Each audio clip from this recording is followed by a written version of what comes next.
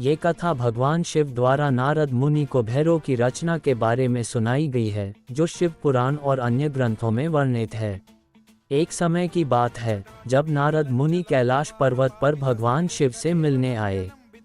अपनी जिज्ञासा के लिए प्रसिद्ध नारद मुनि ने भगवान शिव से विनम्रतापूर्वक पूछा, हे महादेव, आप त्रिलोकी के स्वामी हैं और हर जीव के रक्षक हैं, लेकिन मैंने सुना है कि आपने एक भयंकर रूप भैरव का निर्माण किया। कृपया मुझे बताइए कि यह क्यों और कैसे हुआ। भगवान शिव नारद मुनि की विनम्रता और ज्ञान की प्यास देखकर प्रसन्न हुए।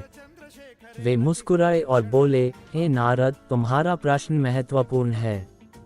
इस सृष्टि की रचना और संरक्षण के लिए कई रूपों की आवश्यकता होती है। भैरव का निर्माण धर्म की रक्षा और अधर्म के नाश के लिए हुआ। सुनो, मैं तुम्हें इसकी कथा सुनाता हूँ। एक समय ब्रह्मा जी ने अपने 5 मुखों से पूरे संसार में ये घोषणा कर दी कि वे ही सृष्टि के निर्माता और परमेश्वर हैं।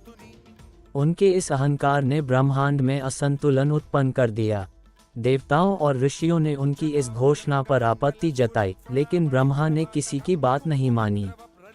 उनका अहंकार इस कदर बढ़ गया कि उन्होंने भगवान शिव के अस्तित्व को चुनौती दी।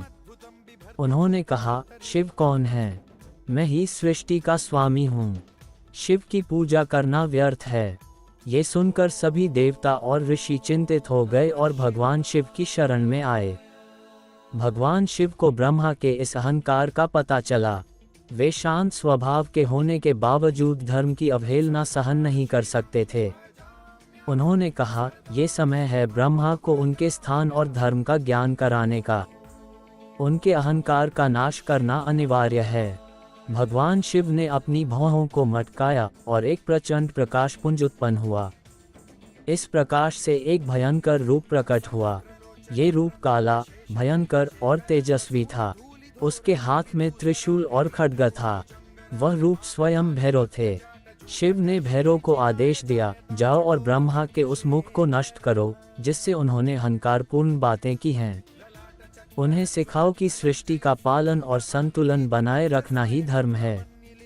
भैरव अपनी तीव्र गति से ब्रह्मलोक पहुँचे। उनकी उपस्थिति से पूरा ब्रह्मांड थर्रा गया। ब्रह्मा ने जब भैरव को देखा तो वे भयभीत हो गए। भैरव ने कहा, हे ब्रह्मा, तुम्हारे अहंकार ने धर्म का अपमान किया है। तुम्हें अपने कर्मों का फल भोगना होगा।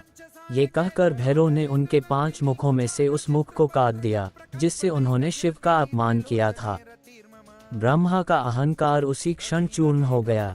उन्होंने भगवान शिव से क्षमा याचना की और अपने कर्तव्यों का पालन करने का वचन दिया। भगवान शिव ने भैरव को धर्म रक्षक घोषित किया। उन्होंने कहा, भैरव, तुम मेरे अंश हो और सृष्टि के सभी पापों का नाश करने वाले हो। तुम न्याय और धर्म के संरक्षक हो।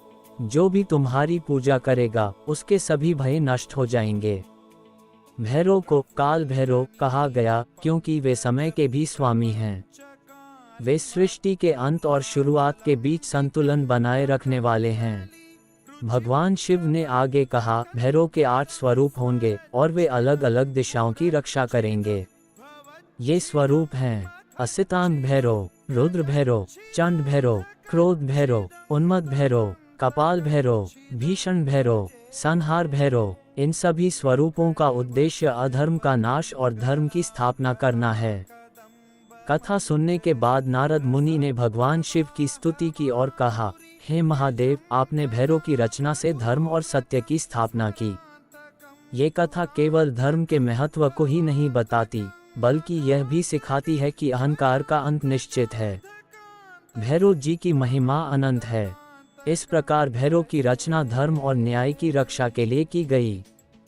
भगवान शिव ने हमें ये सिखाया कि अहंकार और अधर्म से सृष्टि को संतुलित रखना आवश्यक है। प्रश्नवाचक चिन्ह।